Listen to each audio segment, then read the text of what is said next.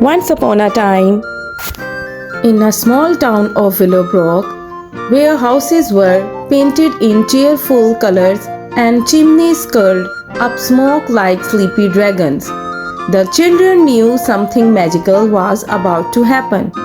Winter was coming. Every year, winter arrived quietly, tiptoeing over rooftops, brushing frost on windows, and whispering on trees. Get ready, but this year felt different. This year, winter seems to be bringing a secret. One chilly morning, Lila, a curious girl with bright red mittens, stepped outside and noticed something strange. The wind was humming, not whistling or howling, but humming like it was singing a song only the winter wind knew. She stood still and listened. Whoosh, winter is near. Lila blinked. That's new. Her best friend Max, who lived next door and collected snow globes, leaned over the fence. Did you hear that too? It sounded like the wind was talking. They exchanged excited looks. Winter had never spoke before. Over the next few days, frost began to appear on every surface, not ordinary frost. This frost formed patterns, spiral snowflakes, tiny forests, and even what looked like winding paths. It's a map, Max said, pressing his nose to the window. Lila traced the frost with her mitten, but a map to where? The adults thought it was just pretty frost, but the kids knew better. They gathered the town children and followed the frosty patterns whenever they appeared on swings, fences, and even the giant willow tree in the park. The frost curves all pointed towards one place, Whispering Hills. Whispering Hills sat at the edge of Willowbrook. At the top, a single ancient pine tree stood as if guarding the town.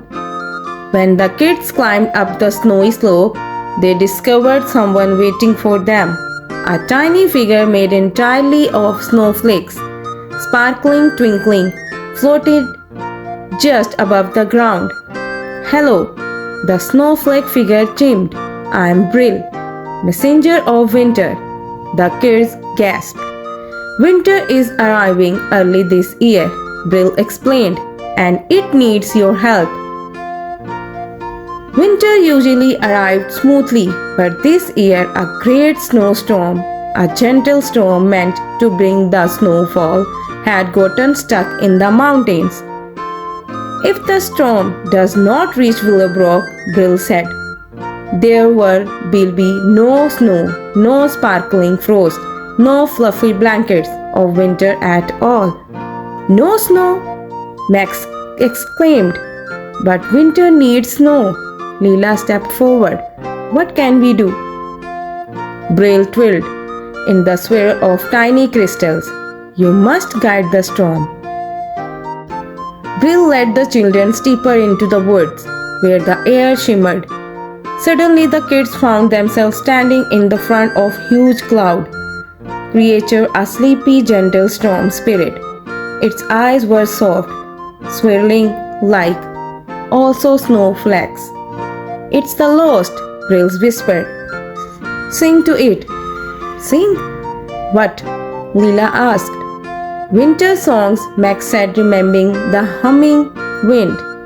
Together the children hummed, whoosh. The storm spiral lifted its head. Snow curled around its edge. Slowly, joyfully, it began to move. The kids walked before it, humming, leading it back towards Willowbrook. By the time they returned to Whispering Hills, the sky had changed. Clouds drifted low. The air tingled. And then the snowflake fell. Then another and another. Before long snow poured gently from the sky like the soft white waterfall. The children laughed and Bril sparkled brighter. "You have saved winter," he said. "Willowbrook will have snow because of you." Then, with the swirl of glittering frost, Bril vanished into the snowfall. The next morning, the whole town woke to the world transformed.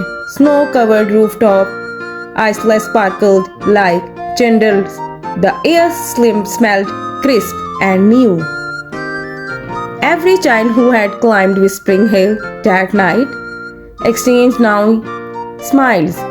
Winter had come because they brought it home.